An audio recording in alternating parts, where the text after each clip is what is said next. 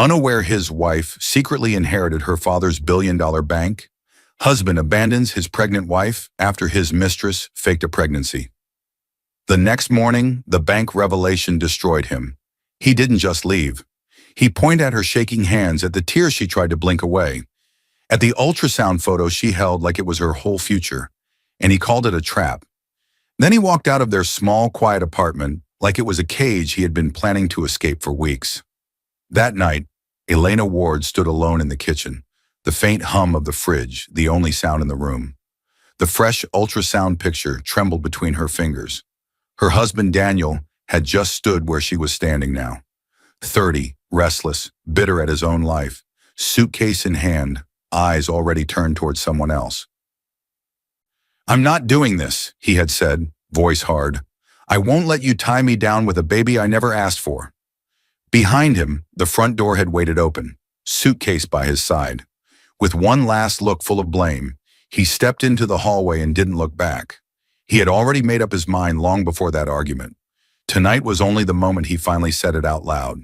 He thought he was walking toward a better life, toward a younger woman who claimed she might be carrying his child, toward freedom from overdue bills, from the shame of feeling like a failure, from a wife he had convinced himself was small and too comfortable with struggle. He thought Elena would stay exactly where he left her, heartbroken, powerless, and alone with a baby on the way. What he never knew was this: the woman he just abandoned was not only his wife, she was the hidden heir to Ward National Bank, a billion-dollar institution his own coworkers joked about, a bank whose name he saw on billboards and pens and never once connected to his wife's quiet past. The same bank he would soon walk into, desperate and jobless, holding a stack of loan papers and lies, hoping for money to fund his new beginning with another woman.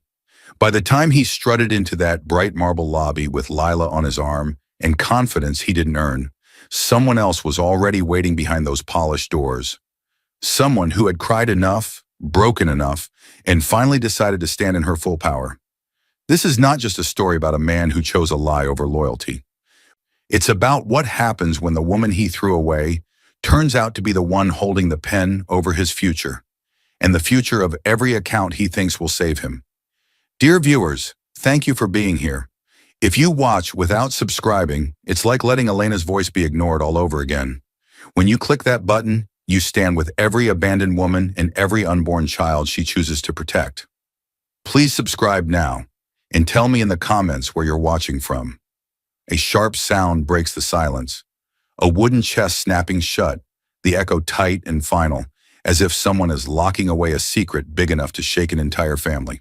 28-year-old Elena Ward, a soft-spoken woman with calm eyes and a tired smile, presses her trembling hands on the lid of the chest. She sits alone at a small desk in her dim bedroom, surrounded by papers that look older than she is. Legal seals, bank certificates, letters in fading ink. Her heart beats hard, as if the past inside these documents is still alive and watching her.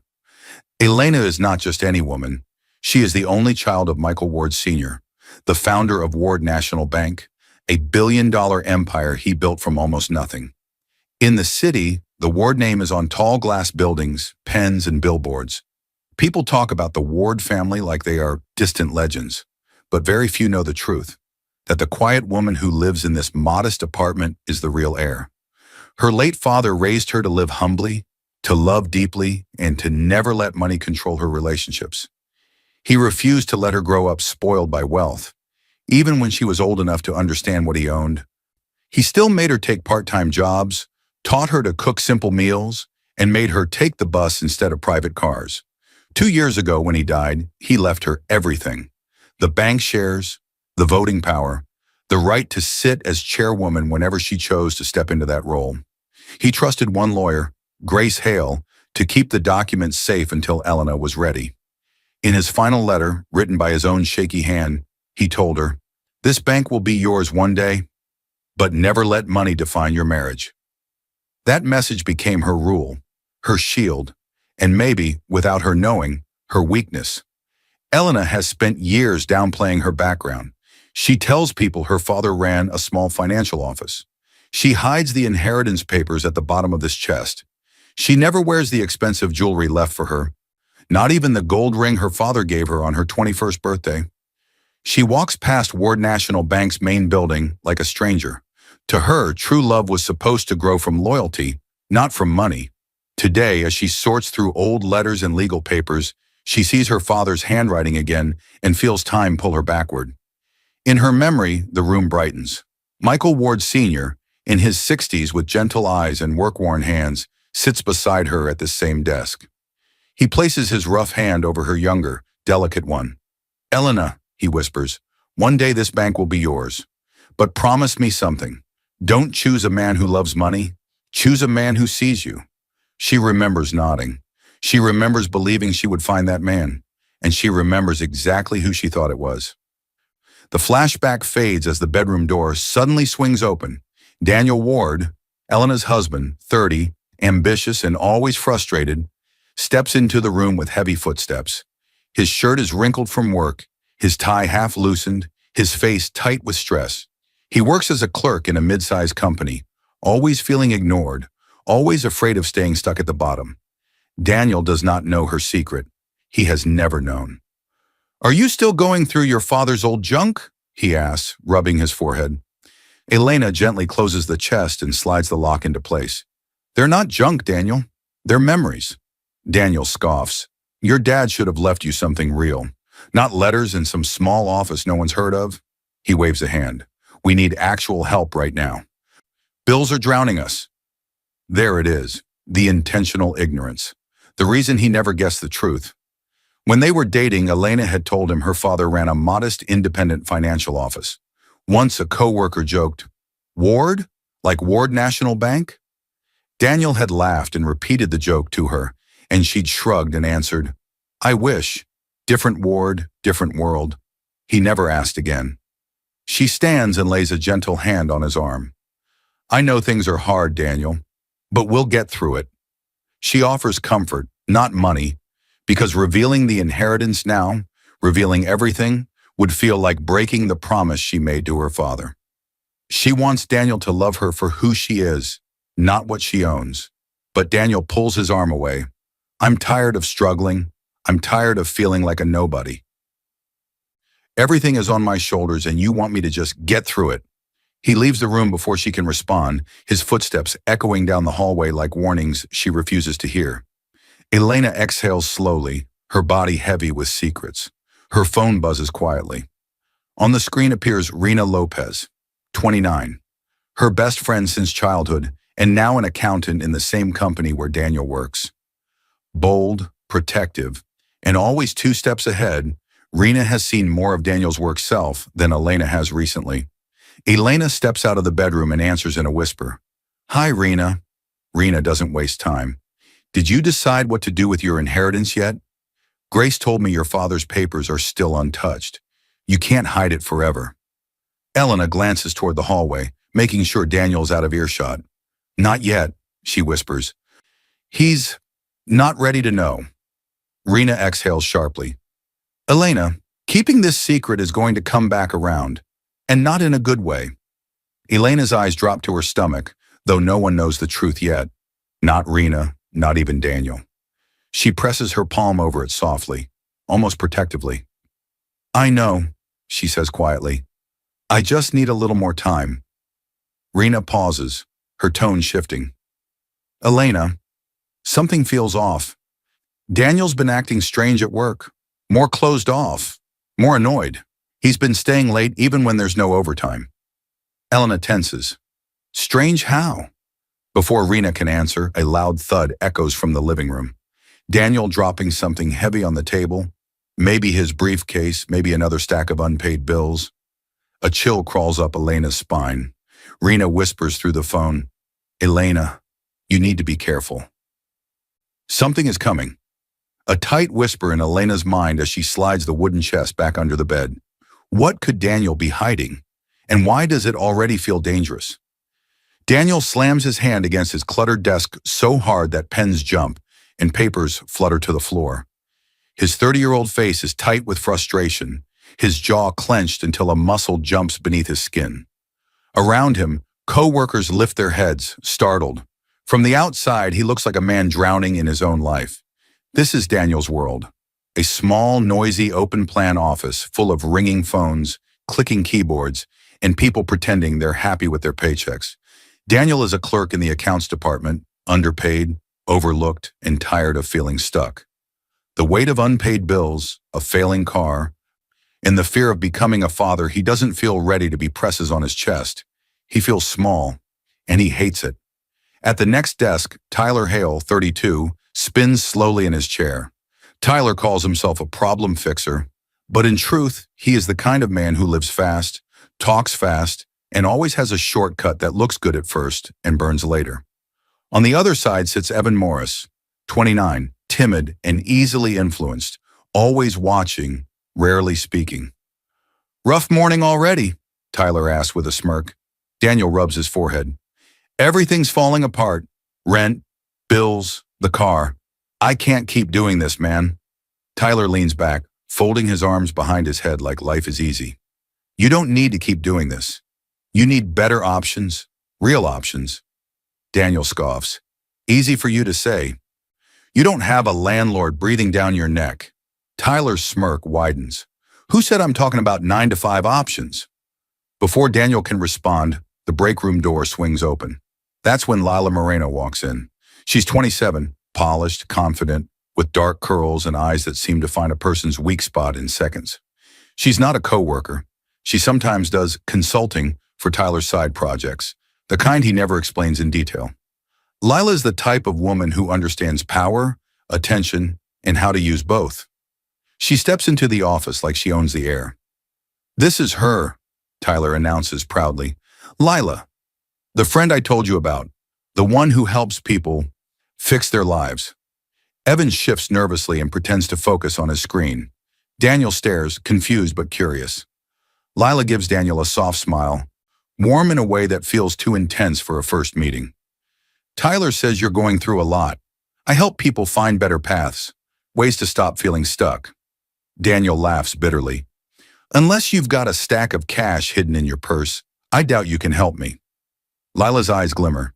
"Not cash, opportunities." Her voice is low, smooth, careful, and Daniel doesn't look away, to avoid the question of why would Daniel fall for her so easily? The story shows exactly what is twisting inside him. Years of living in a small apartment while seeing richer clients every day. Years of feeling like Elena deserved more than he could give, even though she never asked. Years of pride turning into shame every time he looked at unpaid bills. He tells himself that Elena is too calm about their struggles, that she doesn't understand the pressure on him. He doesn't see her quiet strength. He only sees his own fear. Earlier that day, Elena had stopped by the office with a small container of homemade food. She'd waited in the lobby for 10 minutes until Tyler called Daniel down. When he saw her, Daniel had felt two emotions at once: love and embarrassment. "Hey," she had said gently, offering him the food. "I thought you might not have eaten." He glanced over his shoulder, seen Tyler and Evan watching from the glass doors, and his pride had flared. "I don't want to look like a kid whose wife has to feed him," he'd snapped. "Just go home. I'm busy." He hadn't meant it to sound cruel, but Elena had walked away hurt anyway. Now in the echo of that moment, Lila steps into the empty space he created. She leans against Tyler's desk, her attention fixed on Daniel. "Sometimes," she says, "men give everything to women who don't really see what they're carrying. They stay small for them." Daniel's eyes flicker. Hurt, insecurity, wounded pride, all mixing. Tyler grins. "You two should talk after work. Lila's helped guys out of tighter spots than yours." Evan shifts again, uneasy, but says nothing. Lila takes a step closer, resting a light hand on Daniel's arm. "You deserve to feel important, Daniel, not trapped." This time he doesn't pull away. He doesn't realize that at this exact moment, without saying a single cruel word to Elena, he has taken the first step away from her. Daniel's phone vibrates on his desk. He glances down. "Elena, are you okay? You left so quickly this morning." He turns the phone face down so no one can see the screen, especially Lila. But Lila notices anyway. She notices the way his hand tightens, the way his eyes cloud for a second. Some men, she says softly, spend their whole lives trying to be enough for people who only see their failures. Daniel swallows hard. He doesn't answer Elena's message. He just slips the phone into his pocket. Hours later, as he leaves the office, his thoughts spin. The seed of betrayal has been planted, small but alive. Lila walks beside him down the sidewalk, her perfume surrounding him, her voice a low whisper in his ear. Some women out there, she says, would do anything for a man like you. Daniel freezes, and for the first time, he doesn't think of Elena. As he walks away with Lila, his phone buzzes again in his pocket. Elena trying once more to reach the man who is already halfway gone. This time he lets it ring. A loud, rapid thump-thump fills the dim ultrasound room. The sound is sharp and steady, echoing off the walls. Tiny fists knocking on the world for the first time. Elena lies on the examination table, eyes wide, tears gathering fast. Her fingers twist in the thin blanket draped over her lap, knuckles turning white. Nurse Carla Jennings, early 40s, calm and kind, moves the probe gently across Elena's lower stomach. Carla has done this hundreds of times, but she still treats each heartbeat like it matters. That, Carla says softly, her eyes warm, is your baby's heartbeat. Elena's breath stutters. A tear slips down, then another. The sound is beautiful, strong, alive, real. Joy rushes into her chest, crashing against a heavy fear she can't push away. She wishes Daniel were here. She imagines his hand in hers, his voice whispering that he's ready, that they're in this together, but the chair beside her is empty. He said he had to stay late again. Elena swallows and stares at the screen. A tiny flicker appears. The small shape of a growing life. Carla smiles. Your baby is measuring well. Everything looks healthy. Congratulations. The word congratulations cracks something open inside Elena. She presses her hand to her mouth to keep a sob from escaping. I didn't think this would happen, she whispers. Not now. Not with everything going on. Carla nods like she understands more than Elena says. Life doesn't wait for perfect moments. It just shows up and asks what kind of parent you're going to be. The line hits Elena deeper than she expects, because lately, everything has felt unstable. The tension slowly softens into a quiet, emotional stillness. Later, Elena sits in the clinic lobby, fully dressed, holding the fresh ultrasound photo between her fingers like it's made of glass. The world moves around her, people talking, doors opening and closing, but she feels outside of it all. She stares at the small shape printed on the glossy paper. Tiny, fragile, innocent. A little life that has done nothing but exist. Her thoughts drift back to her childhood, sitting on her father's shoulders as he walked through a park, listening as he talked about leadership, responsibility, and love. He used to say, the best thing a parent leaves behind is not money, Elena. It's love. Money can be taken. Love, never. Elena traces the edge of the ultrasound photo with her thumb. You'll have all the love in the world, she whispers to the picture. I promise. She thinks of Daniel, how his eyes have started to avoid hers, how his answers have become shorter, how he snaps over small things like food and phone calls. But she believes, deep down, that the news of their baby will bring him back to her, that when he sees the photo, hears the heartbeat, everything will shift. He has to remember who they are together. He has to. With hopeful, shaking hands, she pulls out her phone. She types, I have wonderful news. Can we talk tonight? She stares at the screen, waiting. A minute, then 2, then 5. Finally, his reply appears. Daniel. Busy. Maybe later. The words hit her like cold water. No question, no curiosity, no warmth, just distance. From across the lobby, Carla watches Elena's shoulders sag. She walks over quietly, sitting next to her. Everything okay? Carla asks gently. Elena forces a small smile. Yes, he's just busy with work. But inside, a cold worry spreads. Because this isn't the Daniel she first fell in love with. This is someone who is slipping away before their child is even born.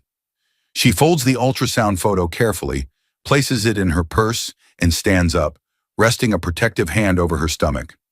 As Elena walks toward the exit, Carla calls after her, Take care of yourself, Elena, and take care of that little heartbeat.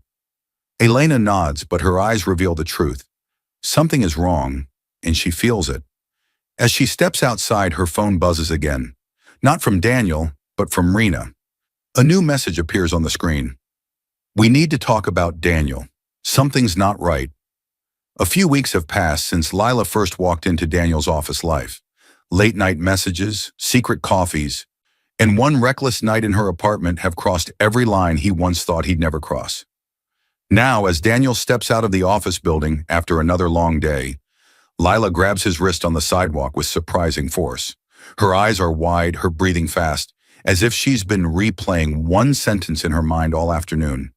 "Daniel, please," she says, voice shaking just enough to sound believable. "Come with me. Now." Daniel's heart jumps. Lila is usually smooth, flirtatious, in control. Today she looks panicked, urgent, scared. He follows before his brain catches up. They reach a small medical clinic a few blocks away. White walls, bright lights, quiet hallways. The smell of disinfectant hangs in the air. Lila pushes the door open and walks straight to the reception desk, one hand pressed dramatically against her stomach.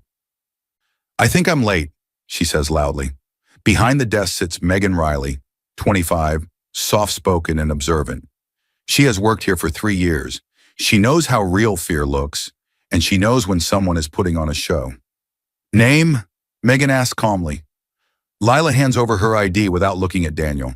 Her shoulders are tense, but her eyes are sharp, constantly checking his reaction. Daniel stands frozen behind her. His mind races. Bills. Rent.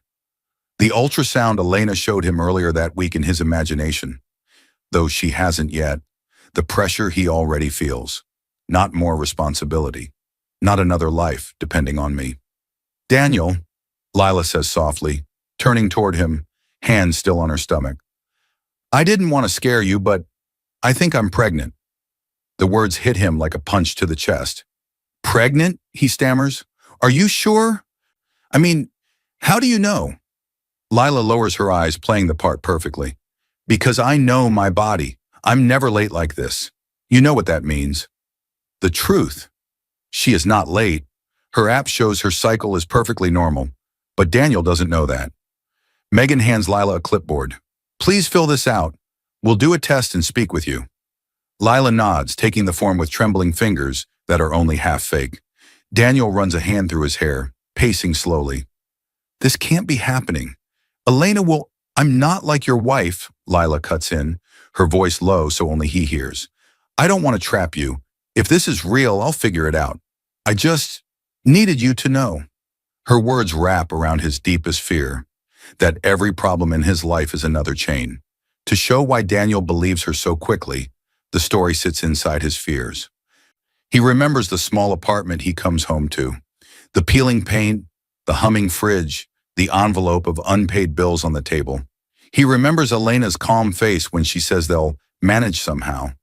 To her, struggle feels familiar. To him, it feels like failure.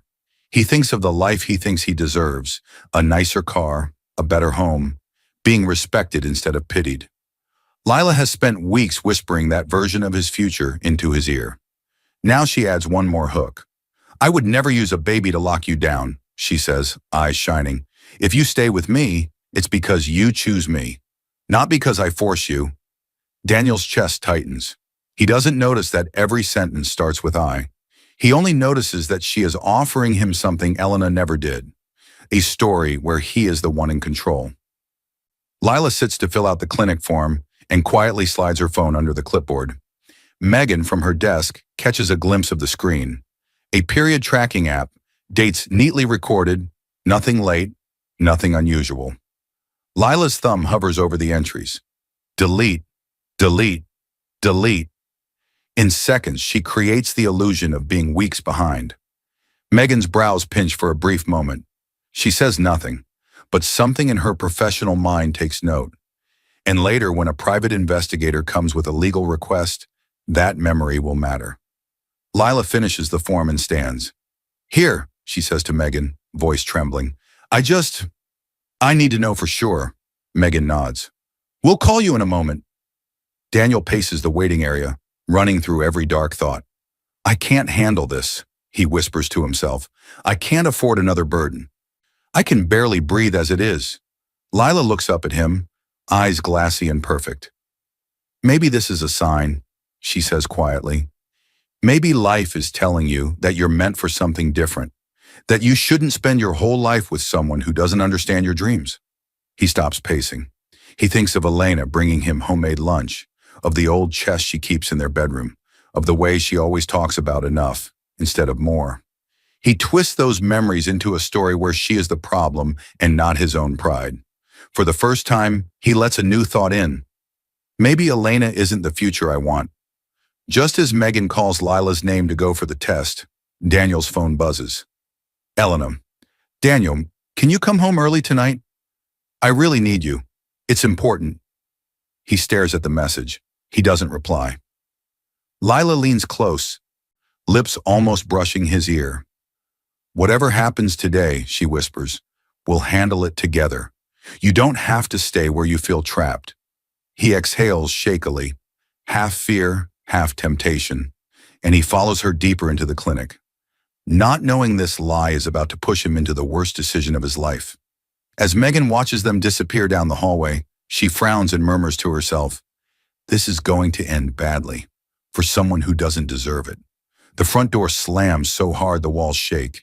Daniel storms into the small living room, his face red with a mix of anger and panic. His breath comes fast and uneven. In his fist, he clutches his car keys so tightly that the metal digs into his skin. He hurls them to the floor. They skid across the tiles and crash into the baseboard. Elena flinches at the sound. She stands in the kitchen doorway, wearing a soft sweater, her hands instinctively covering her stomach. She spent the last hour preparing a simple dinner, and on the table behind her sits a small gift box with a ribbon. Inside, folded carefully, is the ultrasound photo. She had planned to tell him the news with a smile, a hug, and a heartbeat, but his rage swallows the warmth. What's wrong? She asked quietly, voice already shaking. Daniel? What happened? Daniel turns on her, eyes wild. Don't pretend you don't know. Elena blinks, genuinely confused. I don't. Please talk to me. He steps closer, pointing a finger at her chest. You're trying to trap me, aren't you? You and your little secrets. You think a baby will fix everything. Her heart stops. Trap you? Daniel, what are you talking about? His breathing grows harsher. He hears Lila's words replaying in his head. Some women use babies to lock men into lives they hate. He mixes those words with the unknown message Elena sent earlier, the one about wonderful news. He makes a decision without asking a single question. It doesn't matter who said it, he snaps. What matters is, I'm done being the fool. I'm done being tied down to a life I never chose. Tears prick Elena's eyes. Daniel, I was going to tell you something tonight. Something beautiful. Please, just listen. He lets out a cold laugh. Beautiful? Let me guess. Something that makes sure I never leave this place? Her throat tightens. Slowly, with shaking fingers, she reaches into her pocket and pulls out the ultrasound photo. She doesn't give the speech she rehearsed. She doesn't open the gift box. She simply holds the photo toward him.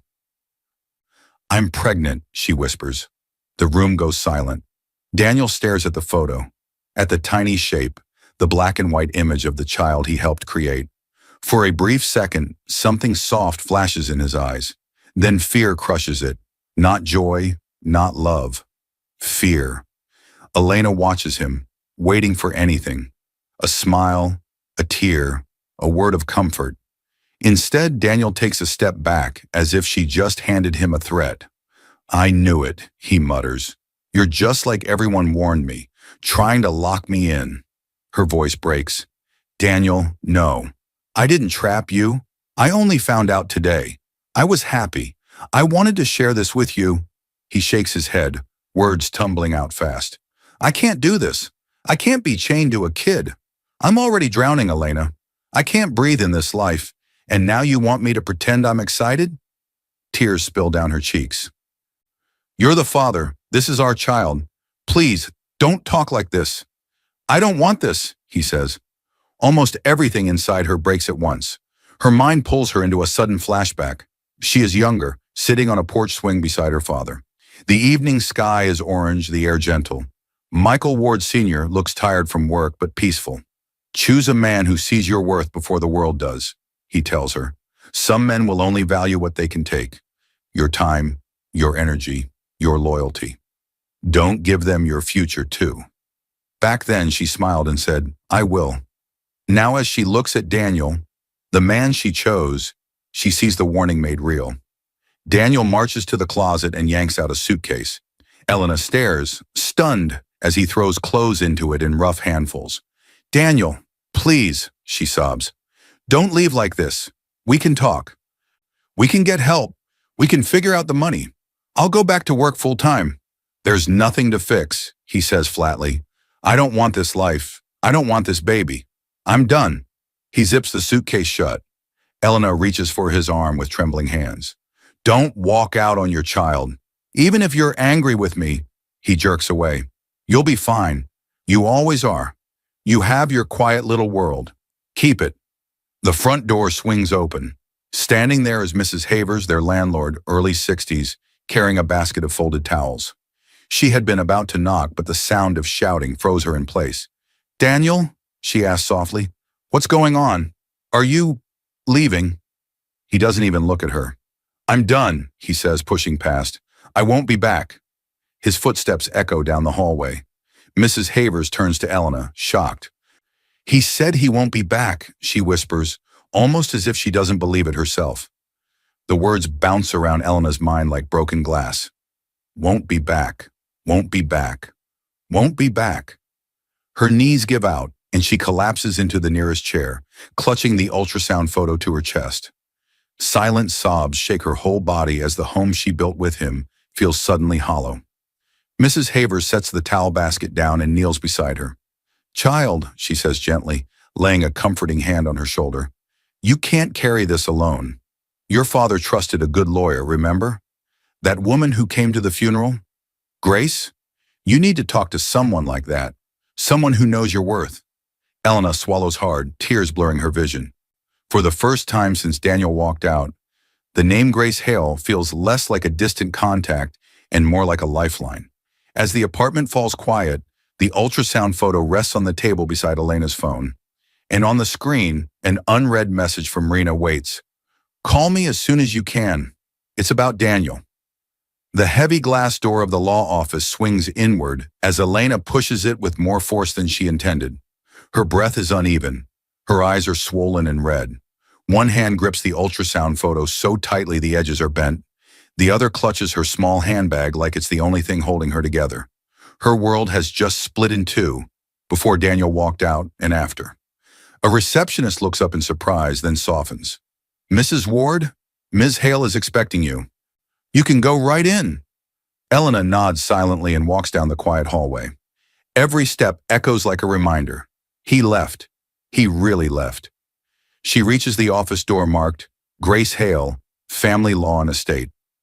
She knocks once, then opens it. Inside, attorney Grace Hale, mid-40s, sits behind a large oak desk. She has calm eyes, a quiet strength in the way she holds herself, and an air of someone used to carrying other people's storms without being overwhelmed by them. Elena, Grace says softly, standing. Come in. Sit down. As soon as Elena lowers herself into the chair, the dam breaks. Her shoulders shake, tears spilling fast. She covers her mouth to keep from sobbing too loudly. Grace doesn't rush her. She waits, hands folded, letting Elena breathe and break at her own pace. When Elena finally manages to speak, her words come out in fragments. He left, she whispers. Daniel packed a suitcase and walked out. He said he won't come back. He said he doesn't want the baby.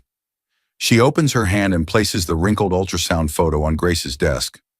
Grace looks at it for a moment, her expression softening, then lifts her eyes back to Elena. I am so sorry, she says quietly. No one deserves that, especially not while carrying a child. Elena wipes her tears with the back of her hand. I thought he loved me. I thought we were just going through a hard time. Grace leans forward slightly. Elena, I need to ask you something important, and I want you to answer with your heart, not your hope. Elena swallows. Do you truly want this man involved in your child's future? The question slices through the room. Elena closes her eyes. She sees Daniel's face.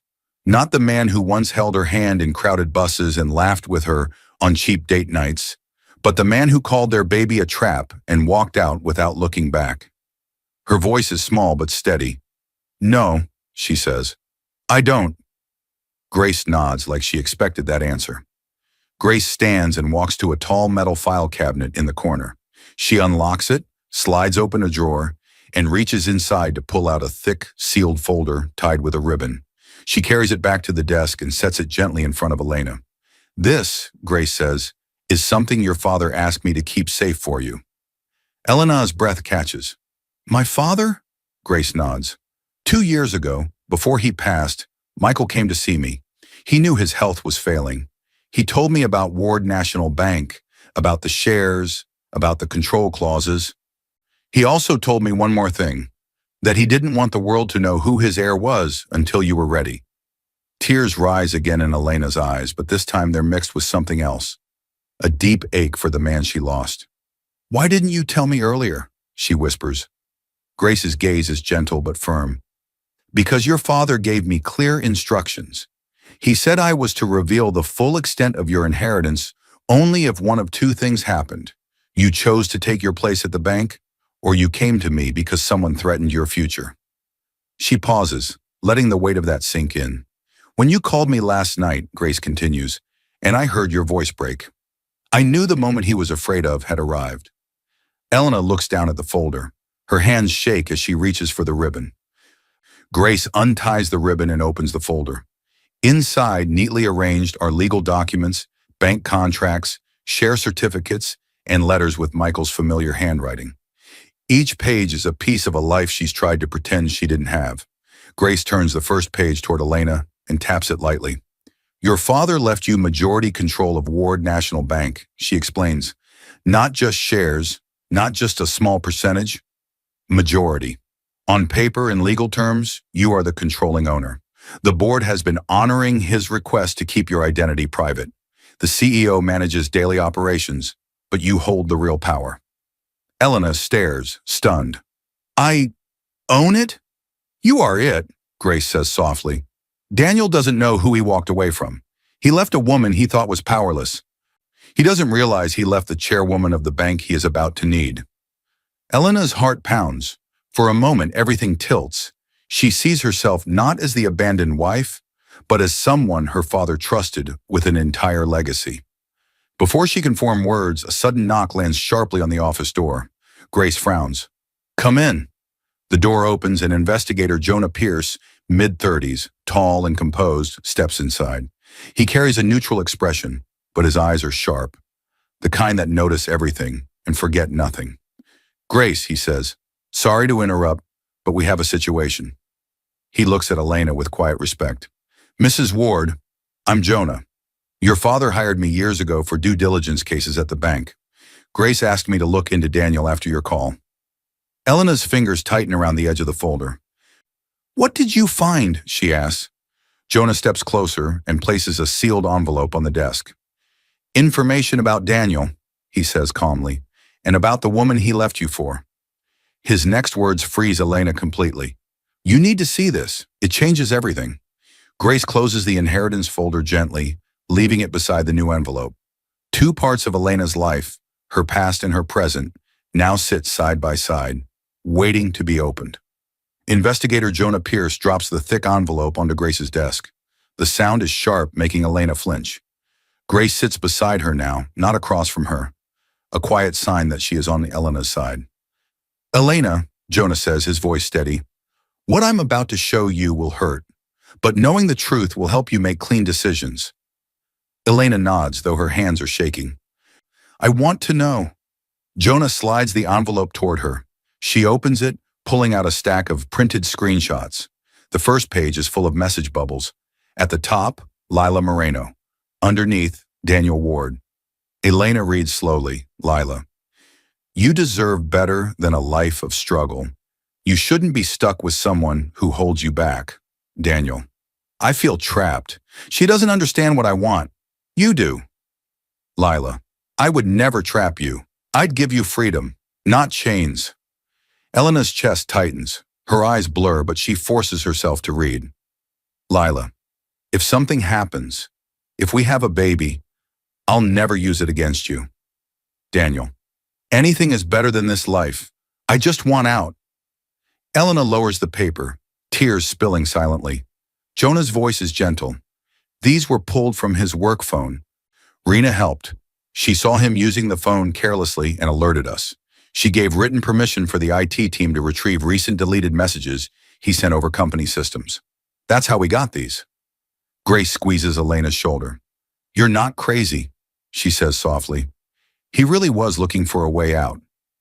Jonah pulls out another set of documents, this time typed statements and notes. This, he says, is from Megan Riley, the clinic receptionist.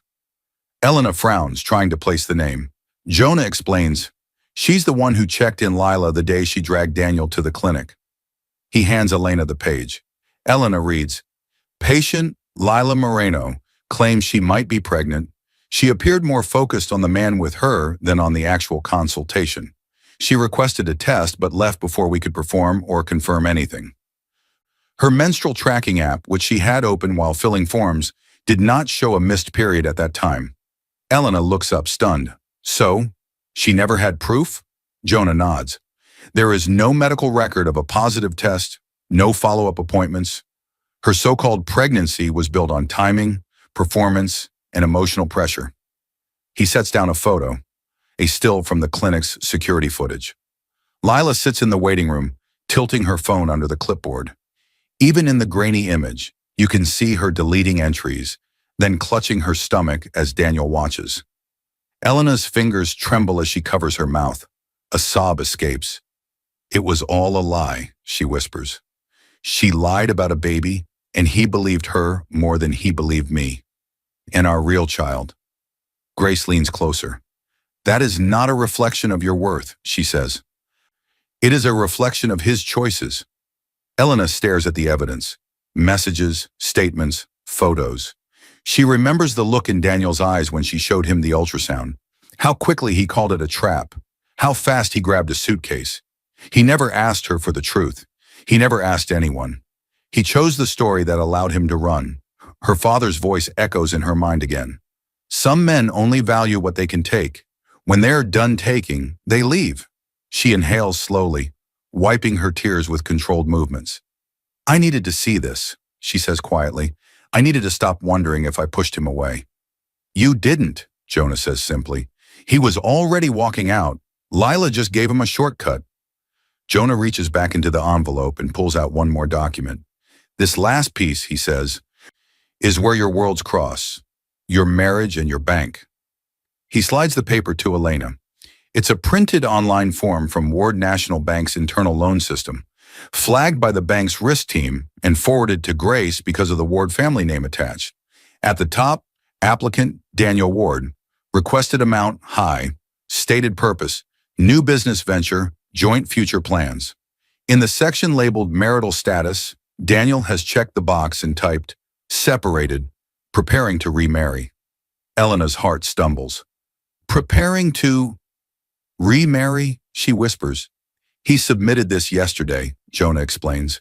He used your surname and your landlord's address for credibility, and he hinted he had a powerful connection who would soon be irrelevant. Risk flagged it because of the Ward name. That's how it landed in front of us so fast. Elena feels something inside her shift, a line that can't be uncrossed. She is no longer looking at her husband. She is looking at a man who has already started rearranging his life as if she and the child never existed. Jonah studies her carefully. So here's the question, Elena. Now that you know all this, do you want to handle it quietly? Just legal proceedings? No exposure? He pauses. Or do you want the truth to stand in daylight where he can't twist it? Grace watches Elena's face. Elena stares at the loan application, sees the word remarry, feels the ultrasound photo in her bag, feels her father's folder beside her. When she answers, her voice is low but clear. Tomorrow, he walks into a bank believing they don't know who I am. She lifts her chin.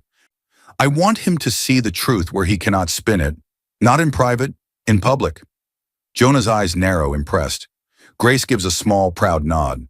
This, Grace says, will be painful for him. Elena's gaze does not waver.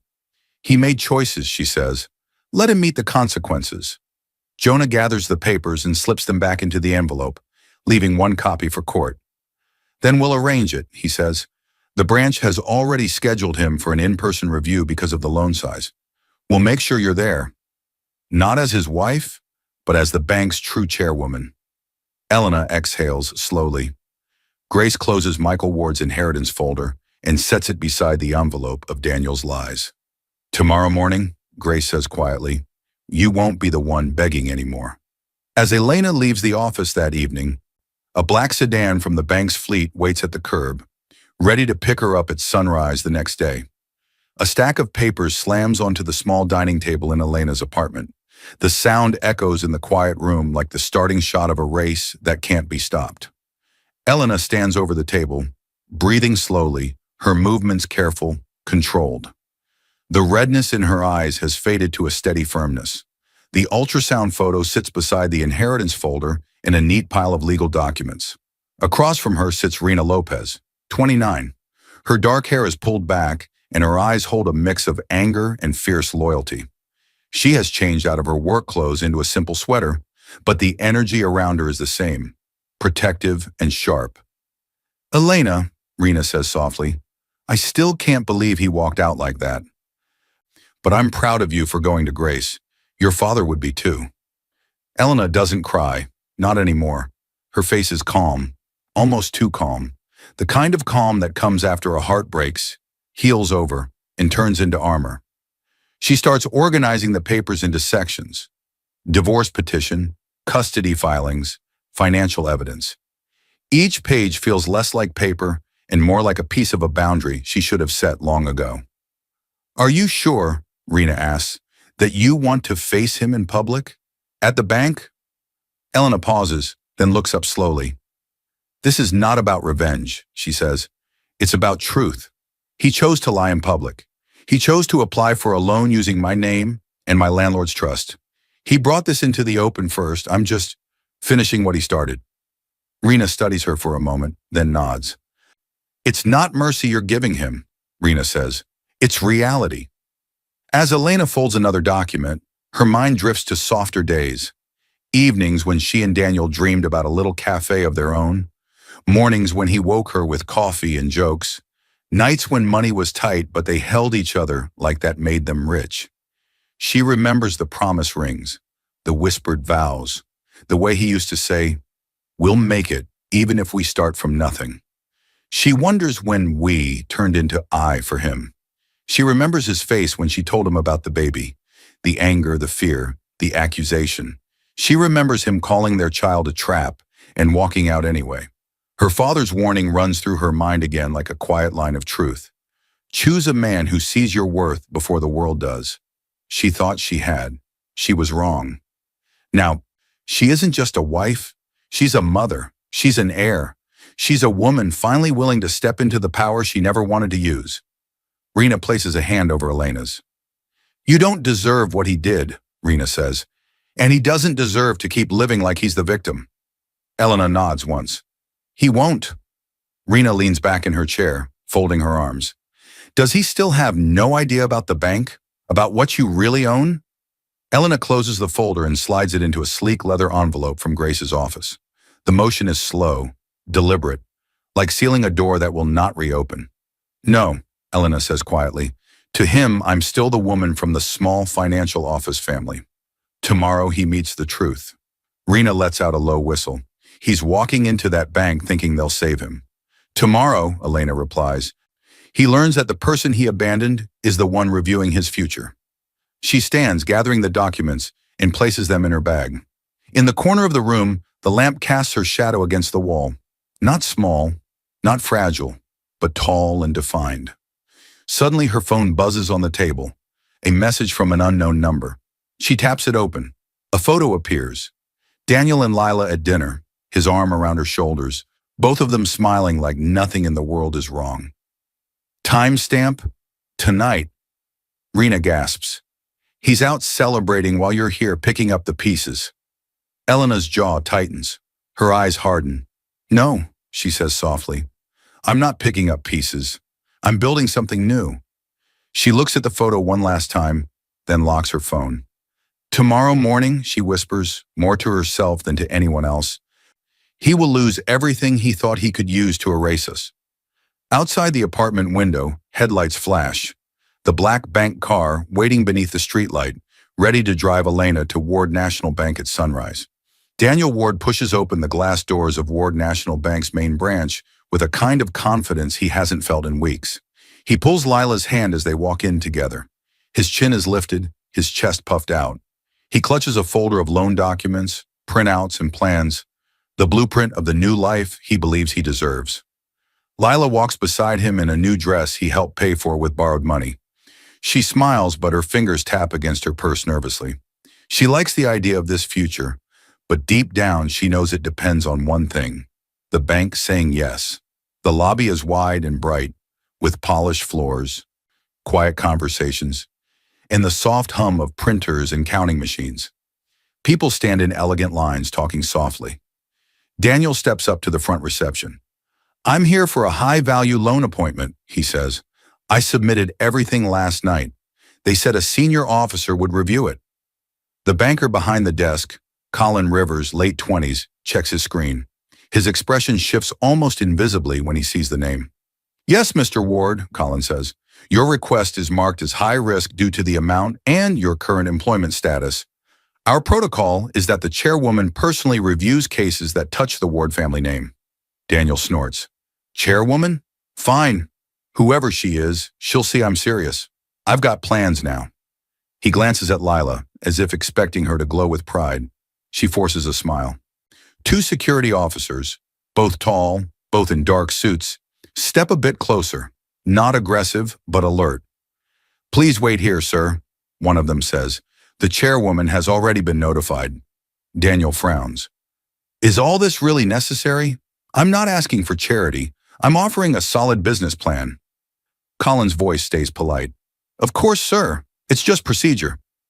Before Daniel can respond, another voice cuts in from behind him, clipped and annoyed.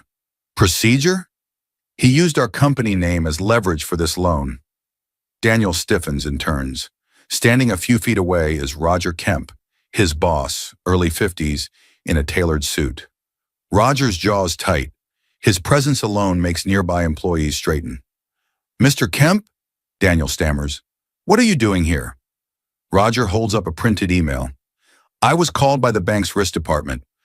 You tried to present your employment and our company as financial backing for a personal loan of this size without authorization. That is a serious breach. Daniel's face drains of color.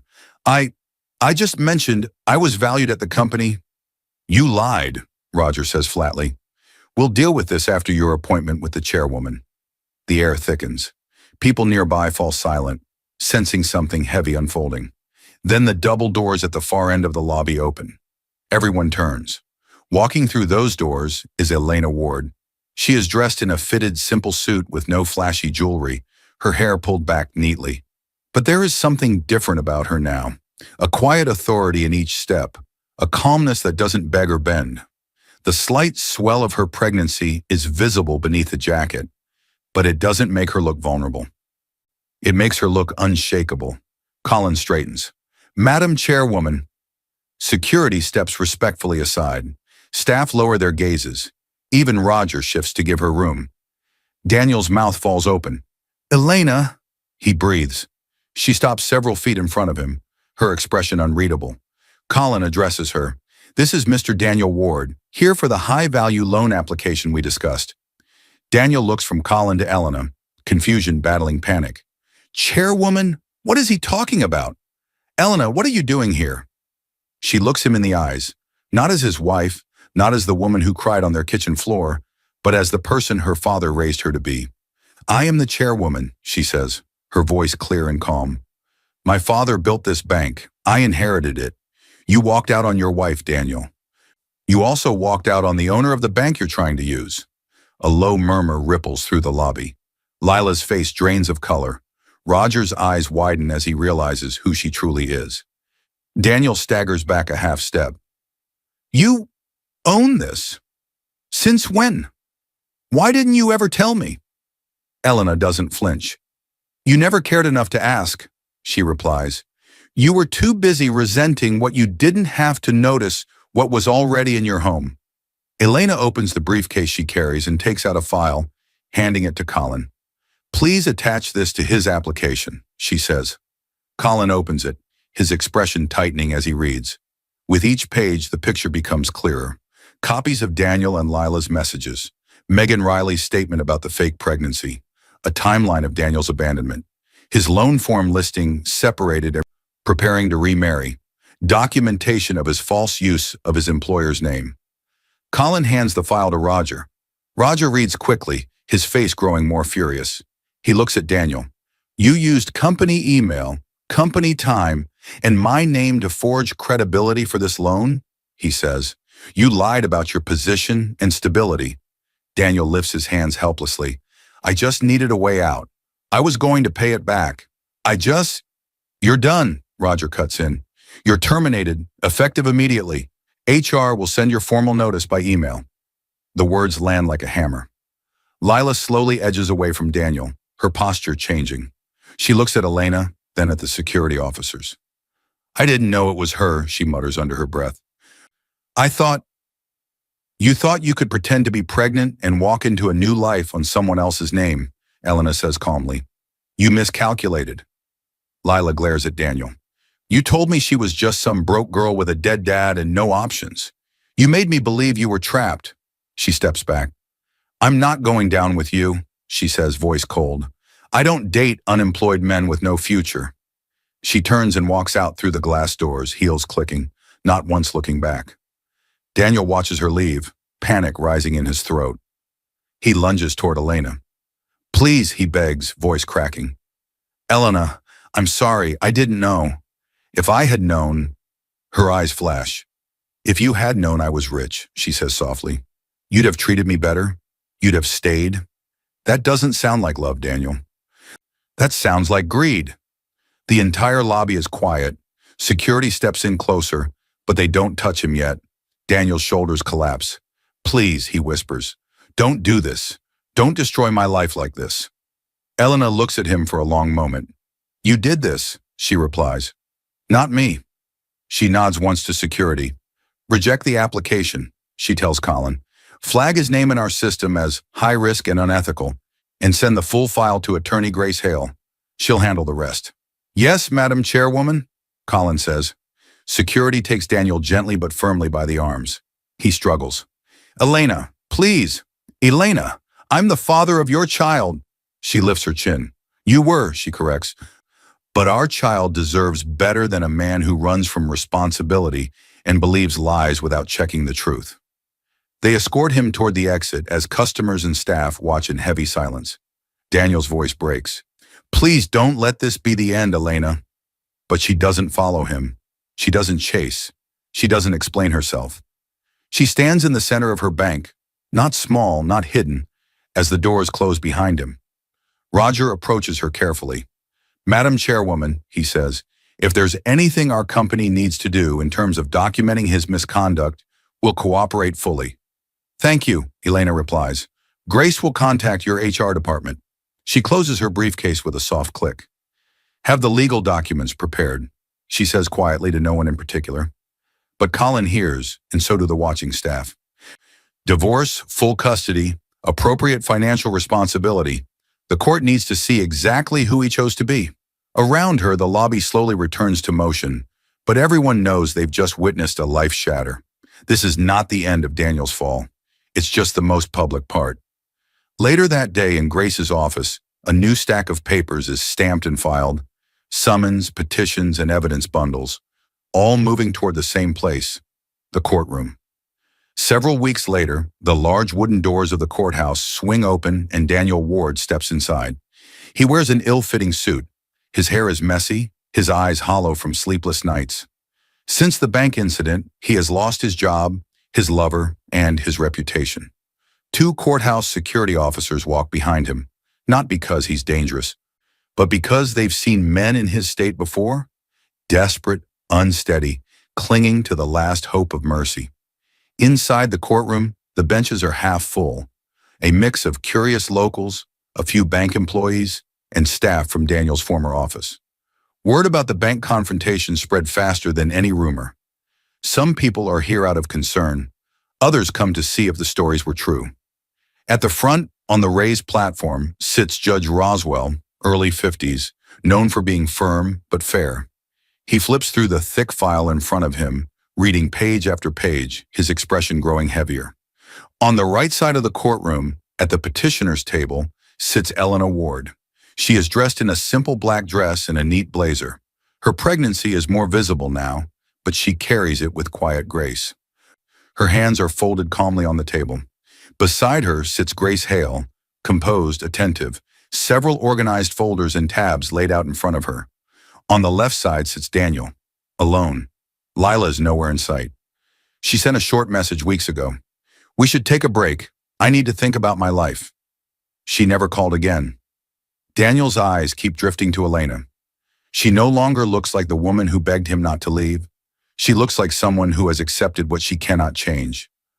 "Elena," he whispers hoarsely, even though he knows he shouldn't speak yet. "Please, don't do this. I was confused. I made mistakes. I'm sorry." Elena hears him. She doesn't answer. Grace leans in and whispers, "You don't have to respond to him." Elena nods, eyes forward. Judge Roswell clears his throat. The murmurs in the courtroom fade. "Mr. Ward," the judge begins, "I have reviewed the evidence submitted by Mrs. Ward and her counsel." Daniel swallows. The judge lifts a stack of documents, printouts of messages, statements from Megan Riley, the investigator's report from Jonah Pierce, the bank's internal notes, and Daniel's loan application indicating separated, preparing to remarry. "Your messages show clear emotional abandonment and intent to leave your wife before any attempt at reconciliation," Judge Roswell says. "You left your pregnant spouse, refused responsibility, and attempted to begin a new life based on a false pregnancy claim from another woman." Daniel grips the edge of his table. "Your Honor, I didn't know she was lying about the pregnancy." "That," the judge interrupts, "is precisely the issue. You did not know because you did not care to know. You never verified her claim. You did not ask your wife for clarity. You simply chose the path that allowed you to escape." The words slice through whatever excuses Daniel had left. Judge Roswell continues, flipping to another section. "Additionally, you misused your employer's name and position to attempt to secure a large personal loan from your wife's bank without disclosure under false pretenses. That places this case on more than just a personal level." The courtroom is quiet enough to hear a cough in the back row. The judge turns his attention to Elena. "Mrs. Ward," he says, "do you wish to pursue full custody with limited or no visitation rights for Mr. Ward at this time?" Elena's throat tightens, but her voice is clear. "Yes, Your Honor," she says. "I do. For our child's stability and safety. I don't want him in and out of their life, making promises he can't keep." Daniel shakes his head, panicked. "No, please, Your Honor. I can change. I'll be better. I'll provide. Mr. Ward," the judge says firmly, raising a hand, "you will have your chance to speak, but I will not ignore what you have already done." A long silence follows. Then Judge Roswell delivers his decision. Custody of the child is granted to Mrs. Elena Ward, with no visitation rights granted to Mr. Daniel Ward at this time. Mr. Ward may petition in the future only if he can demonstrate consistent responsibility, emotional stability, and genuine change, which will be reviewed carefully by this court. Daniel's shoulders slump.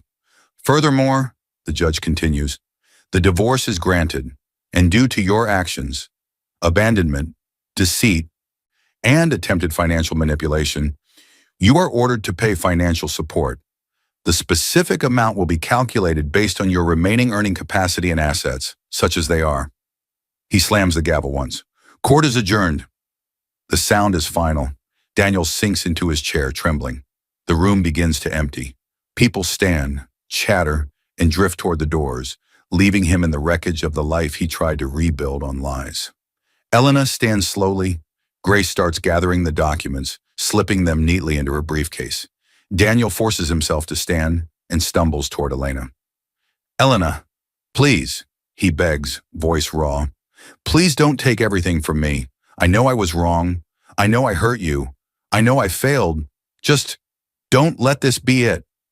She turns to face him. Her eyes are not cruel. They are calm, tired, done. I didn't take anything from you, Daniel, she says softly. You gave it away, piece by piece. Every time you chose a lie over the truth, every time you walked further from our home, every time you believed someone else instead of talking to me. Tears stream down his face. He drops to his knees right there on the worn wooden floor. I'm begging you, he says. Please forgive me. Please let me see our child. Please. Elena's eyes shine with tears, but they don't fall. For our child, she says, I choose peace.